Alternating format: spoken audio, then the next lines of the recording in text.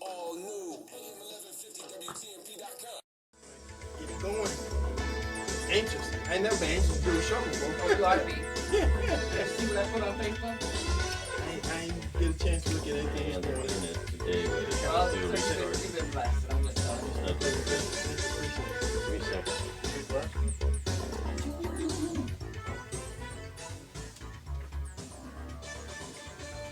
All right, Tampa Bay. This is Eddie Adams, your host of Porch Talk Radio.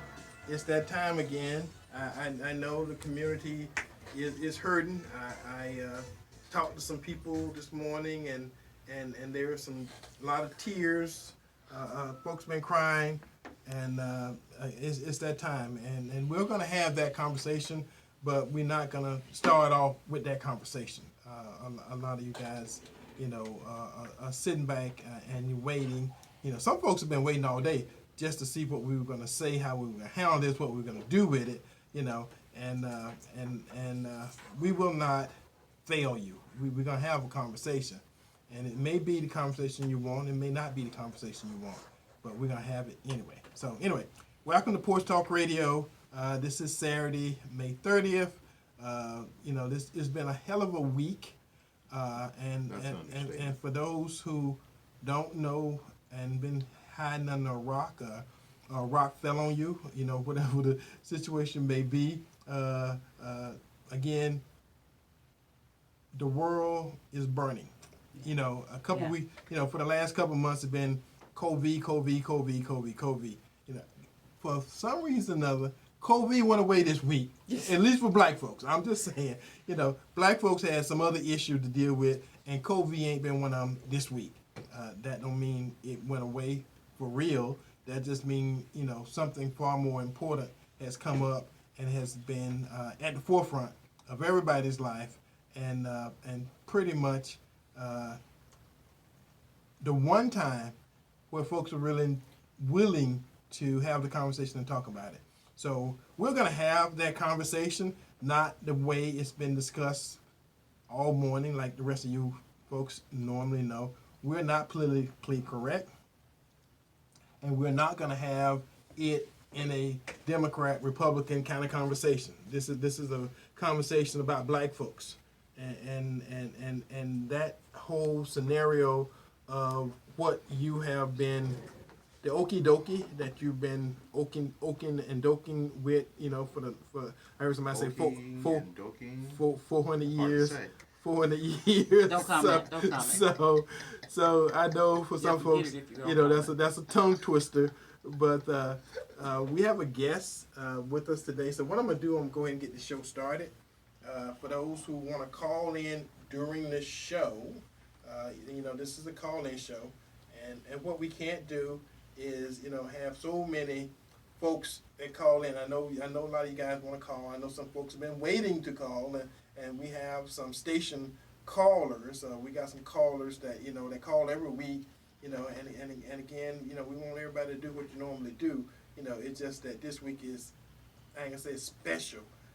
It's probably unspecial if there's such a word. So if you want to call in during the show, the call-in number here, Porch Talk Radio, is 813-251-9867. 813-251-9867. That's TMP call-in number. If you want to call me after the show, I've already had some calls. Well, I got calls this morning. I already got calls. I woke up this morning, folks had already called, waiting for my 1 o'clock show. So Eddie Adams Jr. cell phone number is 813-212. If you want to email me, Eddie, E-D-D-I-E, at porchtalkradio.com. And if you want to send me a message or however you want to do, you text me. It's important. And part of and what we're going to talk about today is how do we conversate? How do we have this conversation? How do we as black folks, I don't mean to offend, any white people that's listening, but this show primarily is talking about, black folks. And I can't apologize, to you. It's just that you got to be in on a conversation, and it may not be bad that you hear this conversation, because again, it's about us. It's about everybody kept talking about we're gonna come out, this thing better, and we're in this together, and all that kind of stuff. And a lot of folks, never bought it. They didn't buy it day one, even though they spend billions of dollars on TV commercials and advertisers. And I know we got a phone call already. Let me get the show started. Let me throw some stuff out there for folks calling in. Like I say, I know they've been calling because I got calls 8 o'clock this morning. I've already fielded a bunch of calls about it. And I go ahead and take the caller. Caller, welcome to Porch Talk Radio. Who are you? Where you calling from? What say you? Let's do it. And we got Facebook Live too. So hello. Hi, this is Matt. I'm a church pastor in Clearwater. My congregation is prominently white, so I'm curious just to hear what you guys think would be helpful for us to do, and I'll hang up and listen. Thank you very much. Great that you called. And like I said, we have a lot of white listeners. So one of the things that we do on this show is probably over half of our listeners, if not definitely half of our listeners, are white folks. So again, every now and then we have a conversation, that directed to the black community, but we understand that we got everybody listening, and that's because it's the nature of this show. This is not just a regular show. This is a particular show that we sometimes we offend Democrats, sometimes we offend Republicans, and at the end of the day, it's more about the message that we're trying to deliver. Okay, we got another caller. Caller, welcome to Porch Talk Radio. Who are you? Where you calling from? What say you? Hello? Yes, my name is Landon. I'm calling from Tampa. Yes. And I'd just like to make a comment.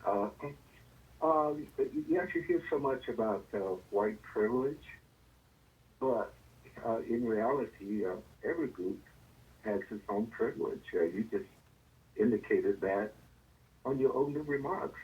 It's Hispanic privilege. If you're not Hispanic, you're not going to get to the inner sanctum. Same thing with blacks. And blacks have something to offer too. Hispanics have something to offer. So over the thing about white privilege, so yeah, they're just like everybody else. They have their own privilege, their own group. So what is wrong with that? I don't see nothing wrong with that. I really don't want to argue with you. We really want to have a conversation. But when black folks are talking about white privilege, everybody in the black neighborhood, with no exception, absolutely know what they're talking about. Now, white folks may not understand what black folks are talking about, but black folks know what they're talking about. So sometimes, there's a conversation within a community that's not meant for everybody to know and understand, because 400 years of, as someone said in the earlier show, 400 years of what the black folks been going through in this country is not the same as seeing it on TV or reading it in a book. Living it is different. Living it is what happened, on Monday when you saw those white officers putting their knee on the neck of a black man, literally in front of millions, if not billions of people seeing a lynching. Because what they do when they lynch you, that rope cuts off the circulation of blood to your brain. Not so much you suffocate from not being able to breathe, it's not getting no blood to your brain. That's how most lynching people actually die. And that's what that guy did by putting his knee on that guy's carotid artery, cutting off blood to the brain. And usually when folks do a chokehold, like they do on TV, and the guy pass out, they usually let him go, your blood go back, and they wake up. Well, if you keep your knee on somebody's neck or you choke somebody in one of those holds for 8 minutes, trust me, they ain't gonna wake back up. And usually when a person is stopped resisting, if it's just to control the person, they stop resisting, usually you get up. That guy did not get up. He continued. And when that guy was absolutely, they could smell him. You could see fluids running from the guy's body, which is what happened when you actually die. I worked in the hospital for 20 years. That's what happened. So the feeling of a lot of people in my community is razor sharp. Now again, they won't keep it for long, because I remember several times in history when this has happened in the past, and we've done the same things in the past. So like I say, white folks may not understand the conversation we're going to have here today. That don't mean you shouldn't listen. I just want you to make sure, that you're not trying to, we can sympathize and we understand and I know how you feel. No, you don't. So thank you for calling. All right. No comment. Welcome to the show. With us, we have a guest in the studio today, Ms. Sheila Griffin, who's a candidate in Pinellas for U.S. Congress, and she's going to talk about, her candidacy and some of the stuff that's going on, and her comments on how we open the show and where we kind of get opportunity to go with this. So welcome to Porch Talk Radio, Ms. Griffin. Thank you so much. It's my honor and my privilege. You always are on the pulse of what's happening in our region, and we appreciate having that outlet. One of the things I wanted to start out with was, how do you get emerging leaders out of chaos? Most people are dormant until there is chaos. Right. You only really know a true leader in a time of battle. So while we're watching this, we should be watching for the leaders to emerge. Leaders are not those who pillage, steal, rob, or do anything else. Leaders are not those who take life and abuse their power. Leaders are those who actually begin to use both the authority and the power for the people. And unfortunately, what's happening now in Portland, Chicago, LA, Charlotte, Minneapolis, Atlanta, tells us that leaders have not stood up. Because if leaders had stood up the grievances of these communities, when a soul is broken, unrequited, it is going to finally erupt somewhere, from delusion to confusion to somehow an explosion. And so today, as I enter here, I wanted to talk about what does it mean for a community like Tampa, St. Petersburg, Clearwater, to begin to pull on leaders out of the chaos. Their chaos is our chaos. Just because we live in Florida right now does not mean that our city might not look like their city tomorrow. Right. Because when there's pain, say for instance the pain of being stopped on a bicycle so that no people who are African American can pass through downtown Tampa. Yes. So we supposedly forgot, right? That's the Except the people who it happened to didn't forget. Yeah. Well, that was like everybody else forgot. Driving while black, Right. riding the bicycle while black. Right, and so when cities allocate money and they skip your whole community and continue up US 19 in St. Petersburg, the leaders think you forgot, but the people did not forget. Right. And that's something that's why it's in the soul, it's in the belly. Alveda King said something really profound. She quoted Acts 17:26, and she said, "We are of one blood. God made all people to live together on the face of the earth." And what her call was for, an understanding that if you're going to have leaders, you got to have people with spiritual understanding and compassion. Yes. Because the acuity to be smart, to learn books, that has nothing to do with touching the soul. Nope.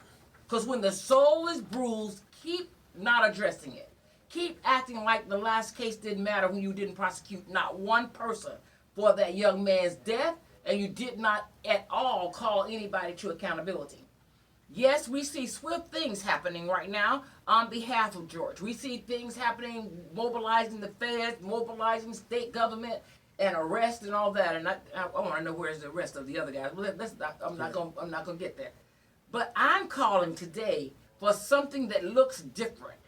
When legitimate authority is undermined, the officers, where's the leaders? Where are the officers that were leaders? You had 3 standing there, or maybe 4? There were 4 involved. Okay, listen. That means not one of them are a leader. Not one. Well, there was one because he literally killed somebody on national TV. So no, he wasn't a leader. Well, he wasn't a leader. He was a thug. A thug is a person who has authority and misuses for that pack. For that pack, he was a thug. Yeah, for those dogs, yeah. Thug pack leader. He has authority and he misuses it. You must have the proper use of authority. Authority is given by the people. Right. It does not belong to you.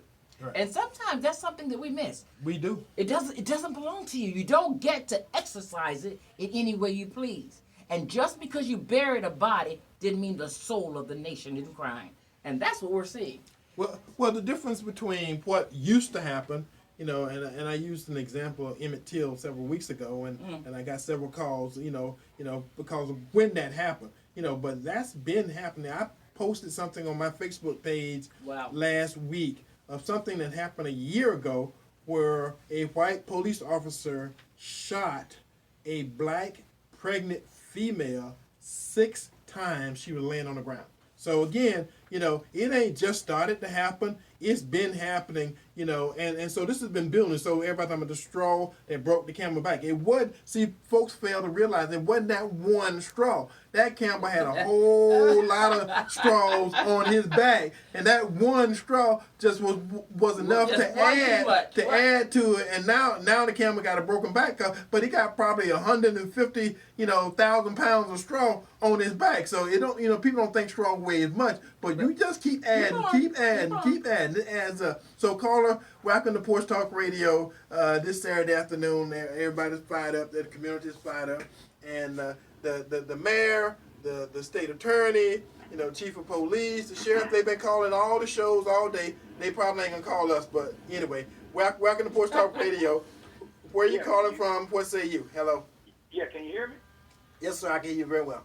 Okay, I just wanted to say, Eddie, I'm a little surprised since you're a conservative that you're taking this tact because the Republicans are some of the biggest lynchers and killers of minorities out there, and I would think you would have a much more conciliatorial attitude.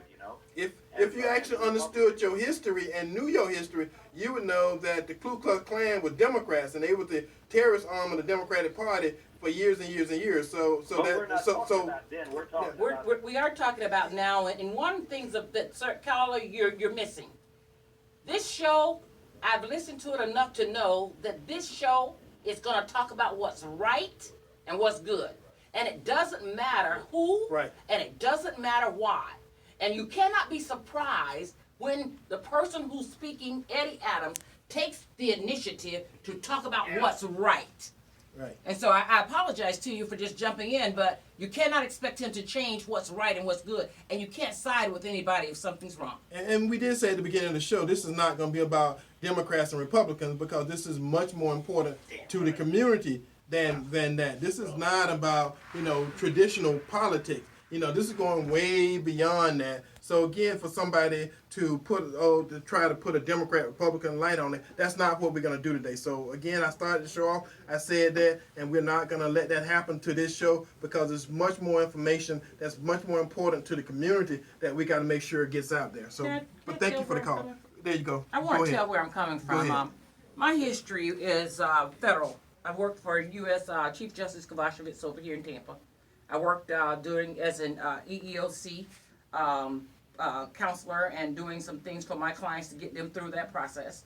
Federal litigator, civil rights monitor for the Department of Justice. And one of the things, it doesn't matter that I'm a conservative, which I am.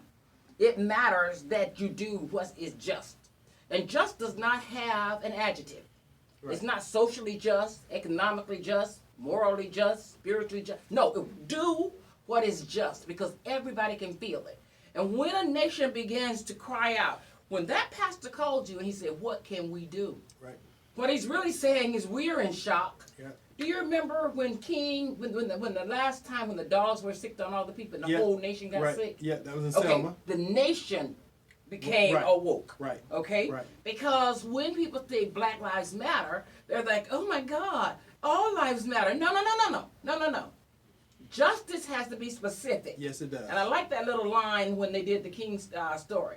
Justice for all is not specific enough.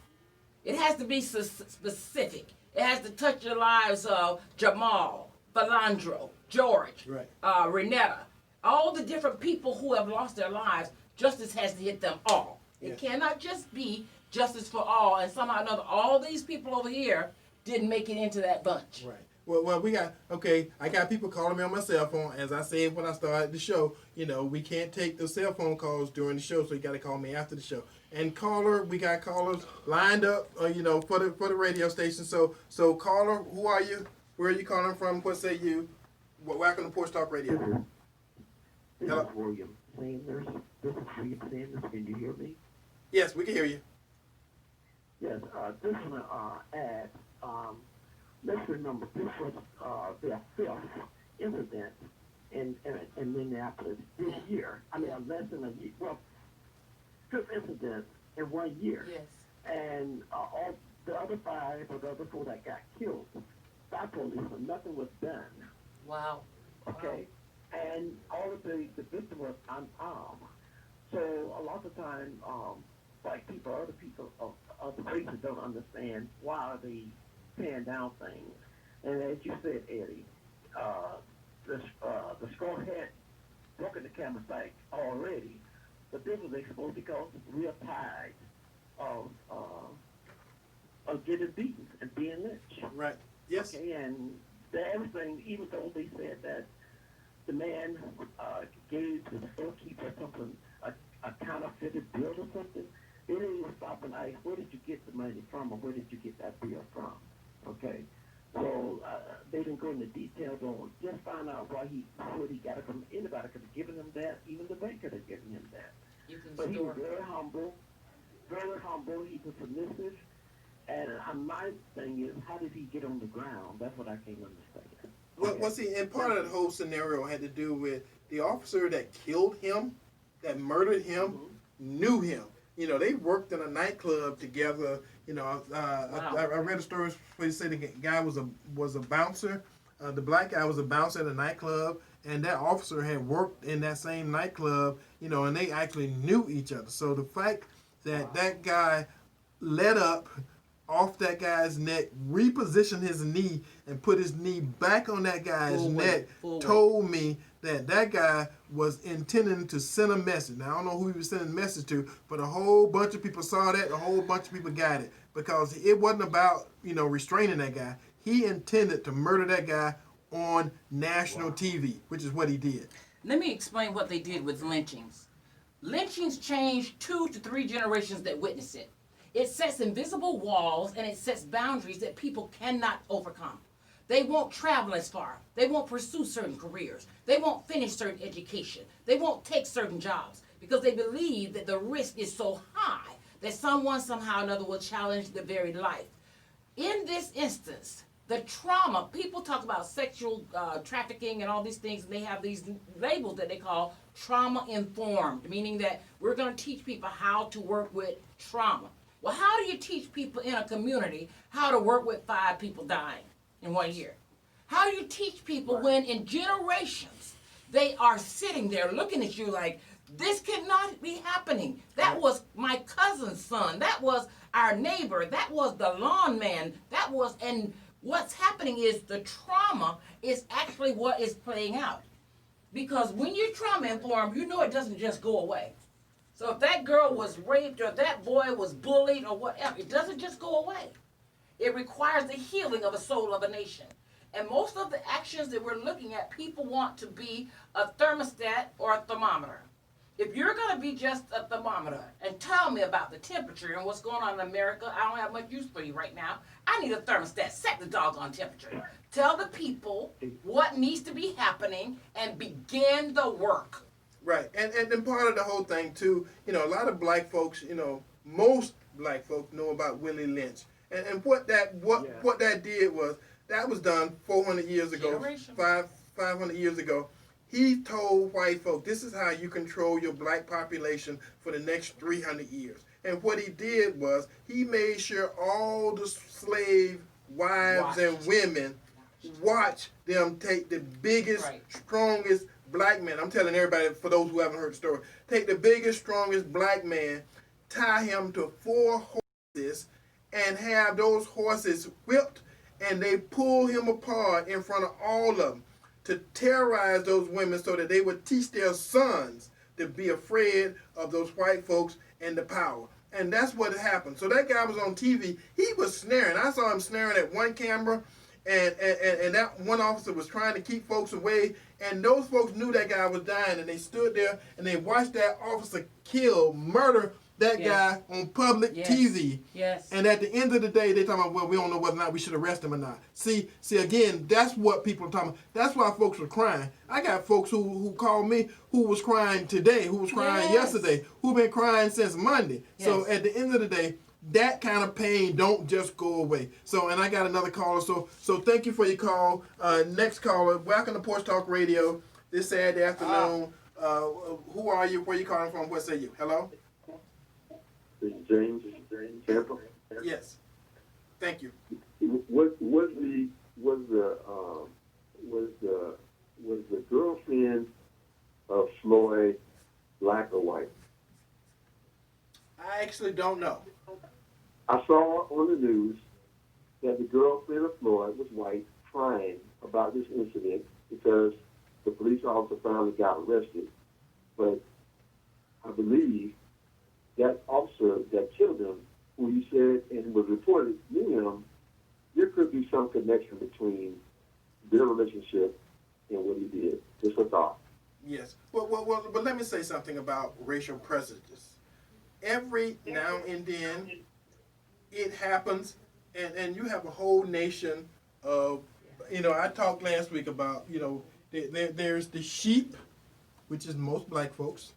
Then there's the sheepdog, and there's the wolf. The wolf is the people who have been terrorizing our country and terrorizing our people ever since we've been here. Every now and then, you get a few sheepdogs who are folks from the community who stand up and try to protect the community from the sheepdog, from the wolves. But the most average citizen, it's hard to make an average sheep, stand up and fight a wolf. It goes against your nature. So that's why, when Sheila started, I started talking about leaders. Leaders in the community are people when they put everything up. If I stand up and fight this battle, not only may I be hurt, people in my family may be hurt. That it takes a different kind of a person. It takes a different moment in time for something to happen when you're gonna stand up and there's gonna be some pain. What I next do, there's gonna be some pain involved. And this is not committing death by police, which is what people in our community have often been accused of doing. Okay, I'm gonna go in front of the cops and I'm gonna raise up a knife and they're gonna shoot me 100 times and I'm gonna be dead. This is not what happened. That guy was not, offering himself up for some kind of moral code. That guy was involved in a situation where he was being made examples of. And this is what they used to do in the 20s and the 30s and in the teens at the turn of the century. They would have what they call picnics. And back in the day, for folks who understand history, a picnic used to mean picnicking. And I didn't say what you think I said. I say, but you know what I mean. And they would have lynch parties. They had lynch parties where the whole community would come out and watch the spectacle. Well, that's what happened.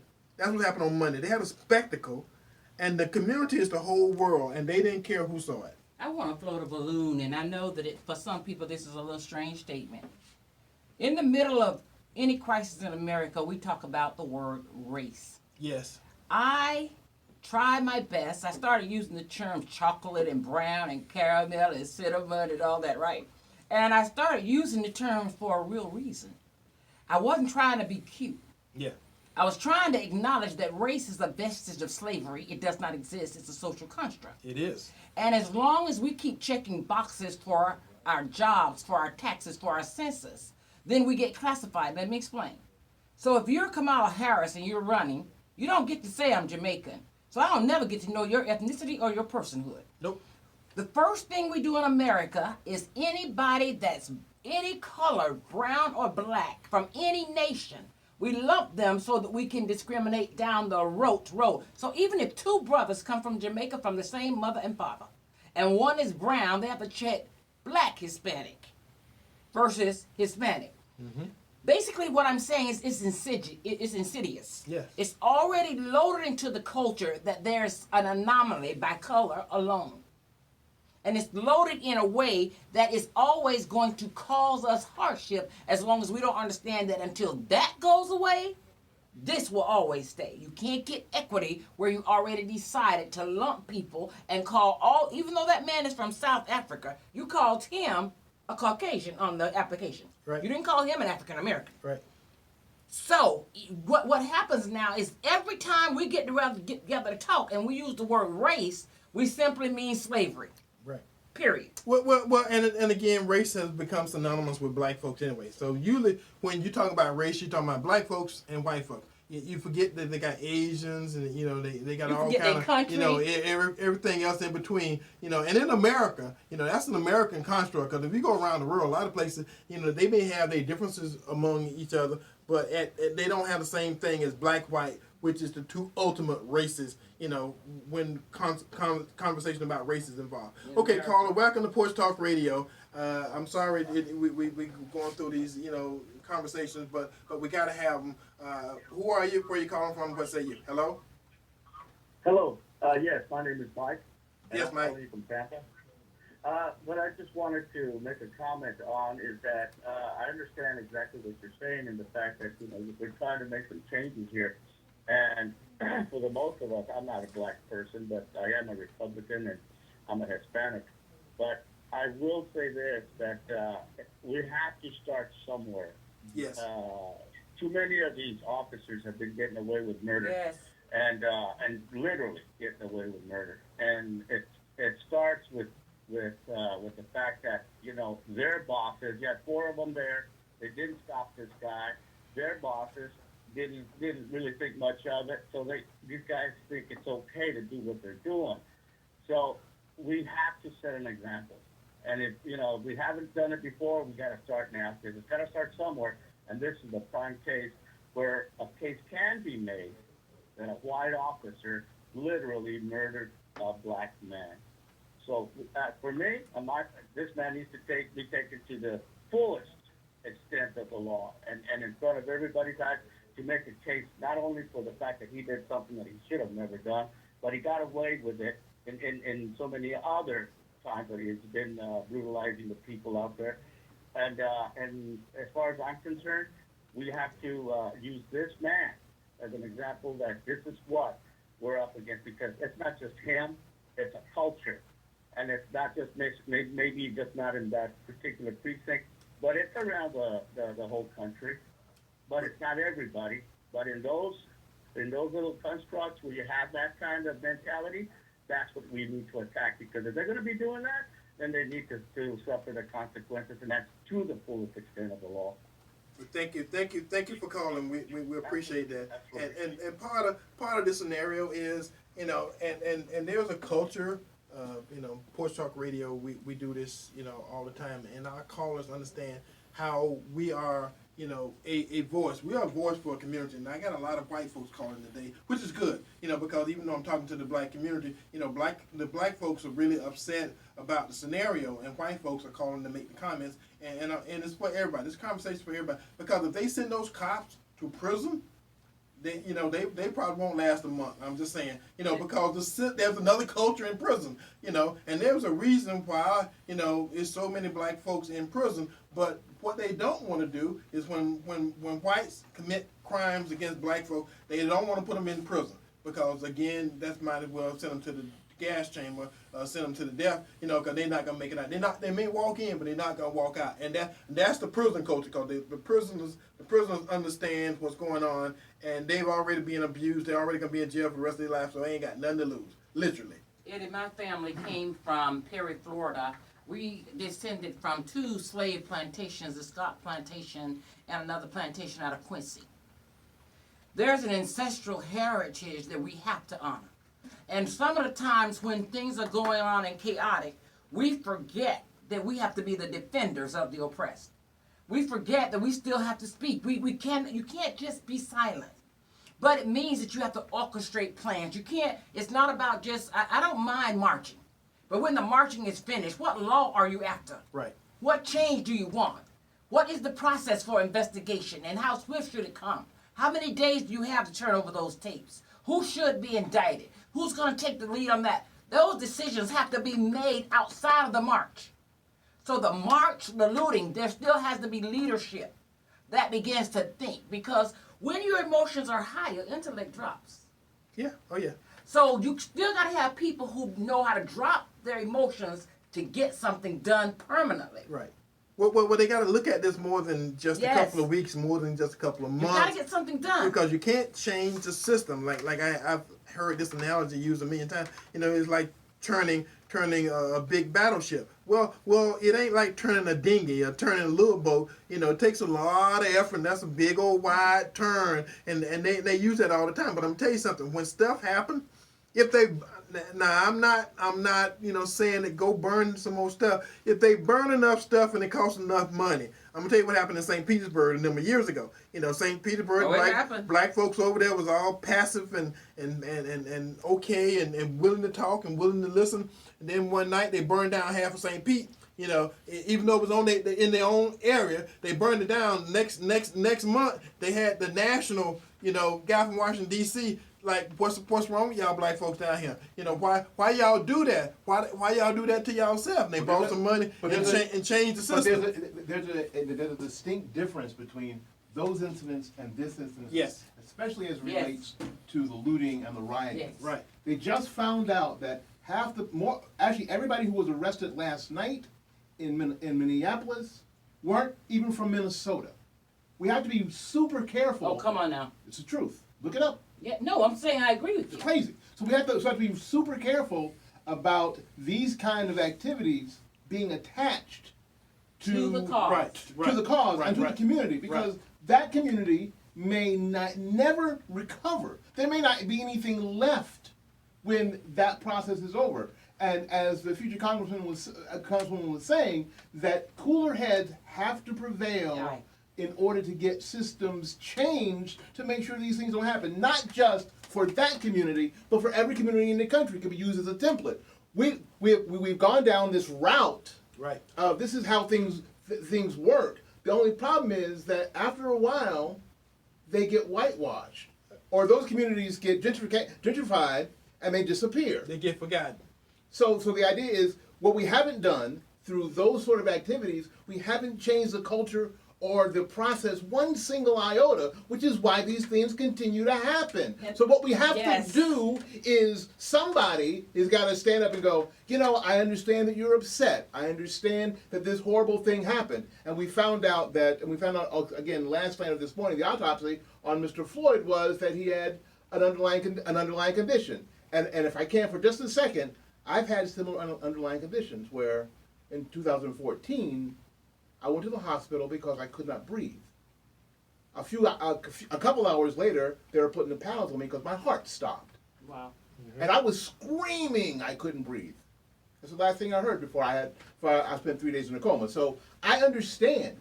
The idea, though, we have to understand that Officer Chauvin, ex-Officer Chauvin, was responsible for Mr. Floyd's safety. That's right. Yes, He was in custody. So we can't get all tied up in specifics. The general deal is in that situation that they were responsible for his safety and they failed their duties and they need to be held accountable. They didn't serve nor protect. Well, the idea is they didn't protect his civil rights. They did not. So there needs to be civil rights charges. There needs to be the third-degree murder charge. There needs to be the manslaughter charge. And we also need to make sure that we are in these police departments at a organizational level. Thank you very much. At an organizational level to make these changes.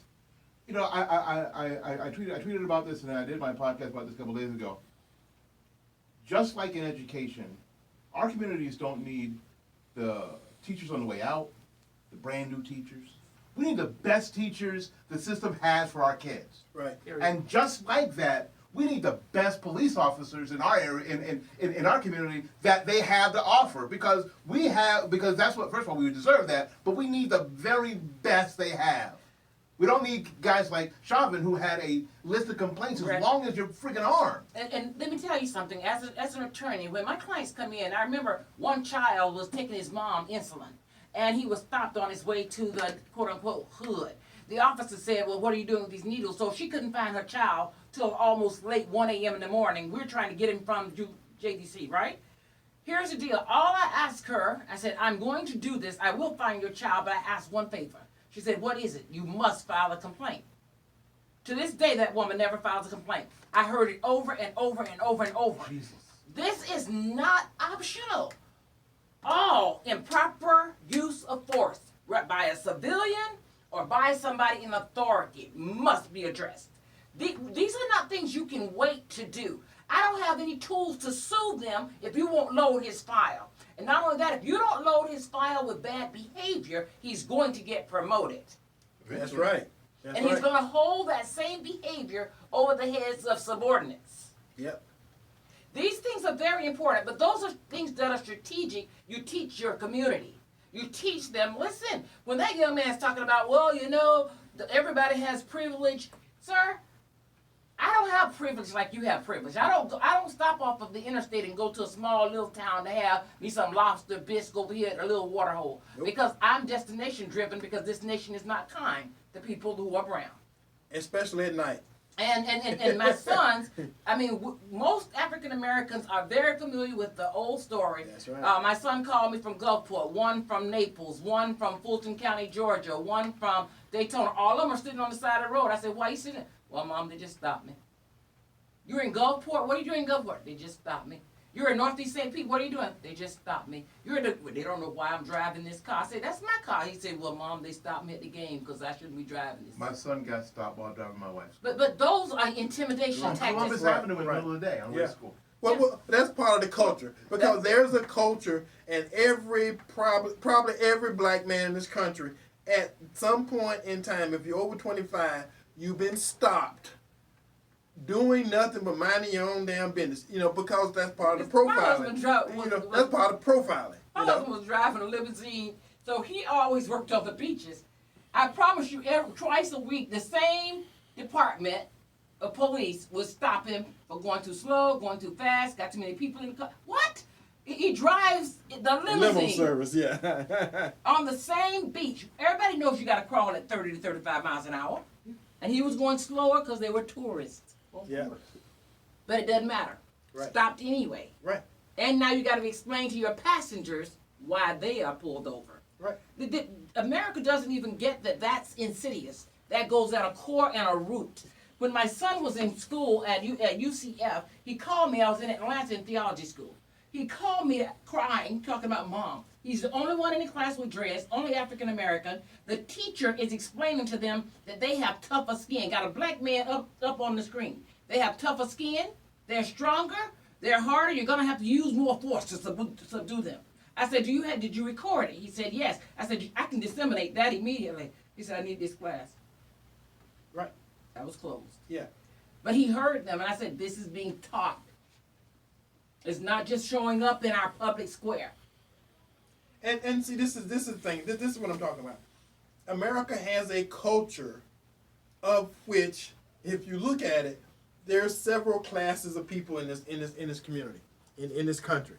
And they want to lump minorities, anytime they can, Asians, Hispanics, blacks, somebody from the Italians used to be, minorities at some point. Everybody that's here now at some point in time used to be minorities, except black folks. Black folks have been a minority from day one. The first time a black person set foot on American soil, he was black and he was a minority. And he's been at the bottom of it. I mean, the Asians, the Hispanics, you name them all, no matter what you do, you're better in this country than the blacks who have been here forever. We've been here for 400 years, 500 years. We probably was here before the white folks got here. But when they got here, they took all their European values and all that kind of other stuff.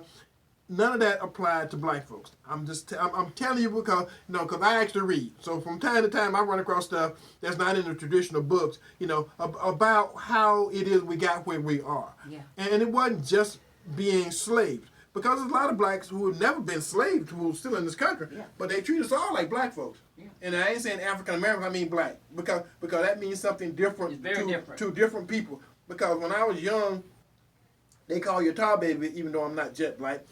Back in those days, they call you tar baby. You was offended. But nowadays, you want to be black, and it's some folks who are light skinned who wish they were darker. Just a little bit. Yeah. Just a little bit, so they wouldn't be mistaken. So again, Porch Talk Radio is a different kind of show, and I got folks who are actually texting me, who are commenting, who left me, voice messages and stuff, because at the end of the day, when I woke up this morning, I knew it was going to be a hell of a day. And this show was going to be a kind of show that if we let it get off rail, it would go to hell in a handbasket. And that's not what we're trying to do. Because this ain't about your traditional politics. Yeah. This is about country. This is about race. This is about culture. And for the folks that's on Facebook, I want you guys to understand, we do this, and we do it every day. We've been doing it for 10 years. We do it every week, and we've been doing it for 10 years. And when stuff like this come up, we can't run from it. It's our responsibility. Eddie, I'm an ordained pastor and under AG. And that pastor asked a real question that many pastors are asking across the nation. What do we do? Number one, before you do anything, call a solemn assembly of your church and identify that there's a wrong. Right. You may not have made the wrong, but many times you inculcate things in your heart. Each one of us do. Yes. It's not just one person or another. Number two, begin to listen for grievances. Because the job of every church-going folk is to rescue the needy, There you go. the fatherless, the widows, the poor, the oppressed, and to pay attention. If you're disconnected from pain that's in your neighborhood, that means that you have seething grievances that are underneath. And it doesn't matter whether it's the widow who property was just taken because they can't pay taxes, or they keep coding them downtown St. Petersburg, and so because they want to make room for this new emerging culture that's coming, so that woman now has lost her home. Listen for the grievances. If you're not among the people and you're just in your church, you will never hear them. Our job as ministers of the gospel is to hear the soul of the people. That's our assignment. And it's not just, it's nice to be running for Congress. That's great. But at my core, I am a minister for real. And so I pay attention to people that are hurting. And they don't just hurt sometimes. They know they're hurting all the time. But we're not listening. We're not listening. And so that's what I want to really encourage you. You call a solemn assembly, you acknowledge what's going on and acknowledge your part. Because all of us have some attitudes that just need to be put away somewhere. Well, okay, because I got some folks who are texting me and some folks who email me. They want to know who you are. So we did all that. We went all the way halfway through the show, and you ain't gave your website. You ain't talked about your campaign. You ain't gave your phone number. So go ahead and tell folks how to contact you. And some folks may want to give you some money, because again, this is not the conversation most politicians are willing to talk about, especially on the air, on a show as big as mine. And let me say something else. This community have people who are concerned, what the black community all over this country need. We need sentinels.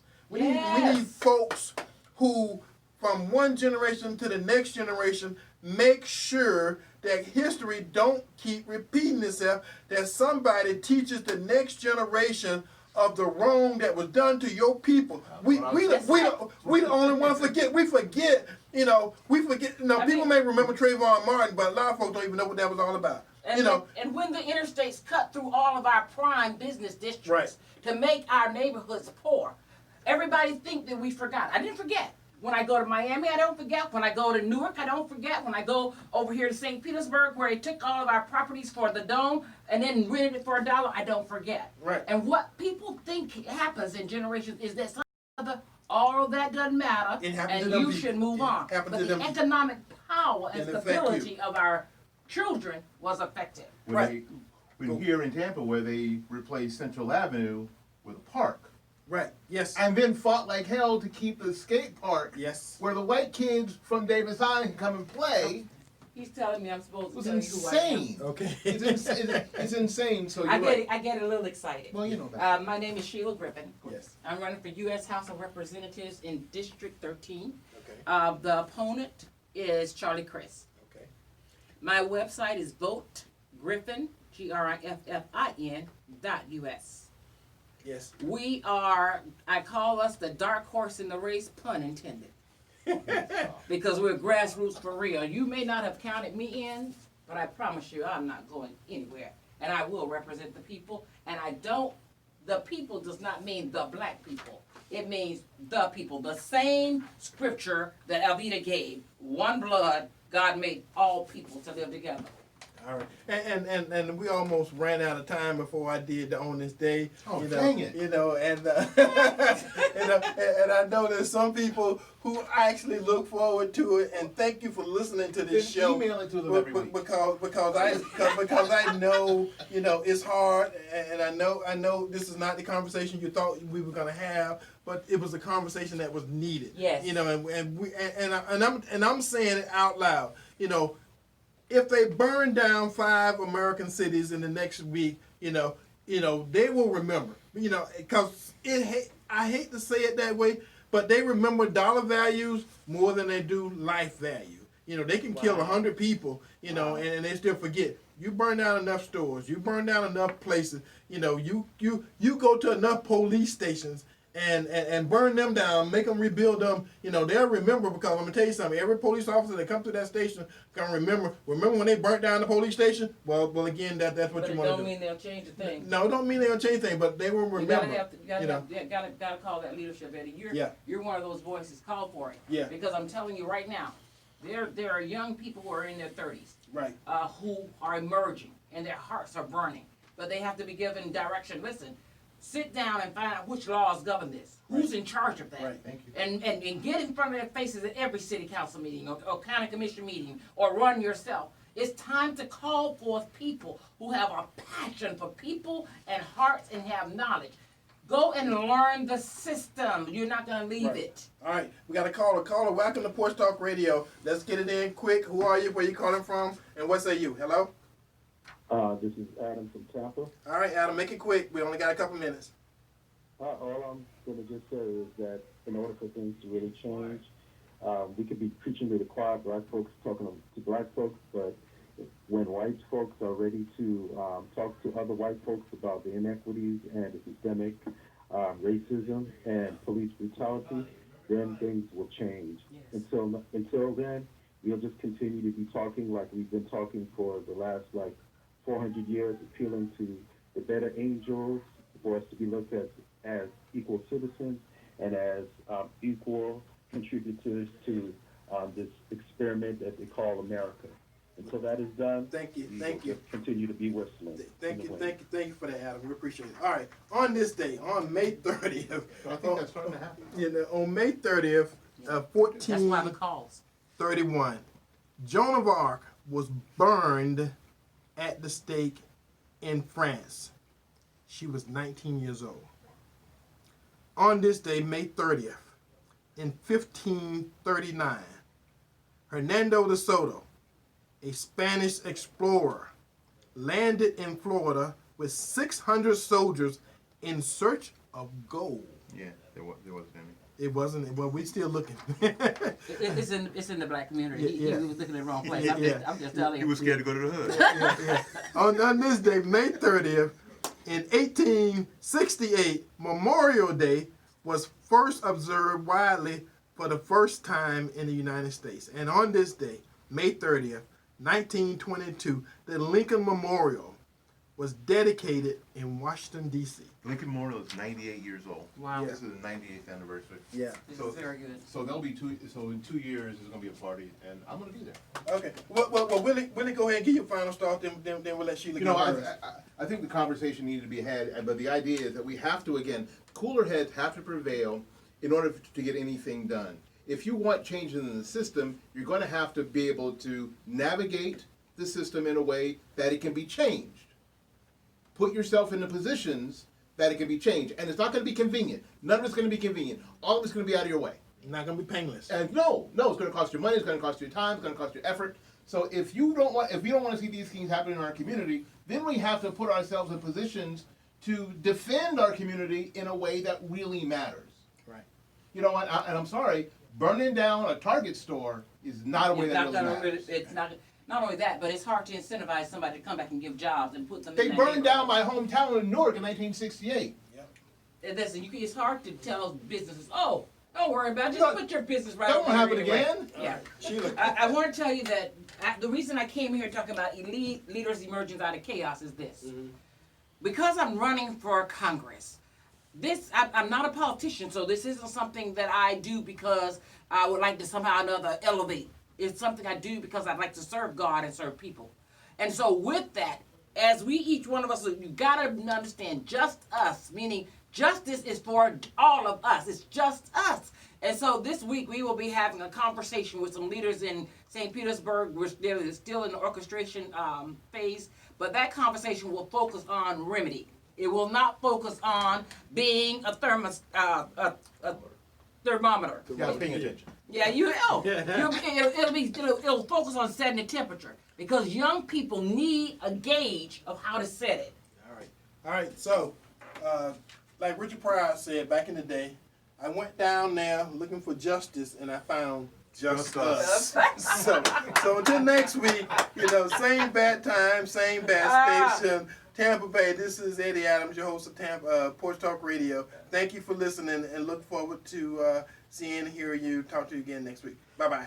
Peace. We're out.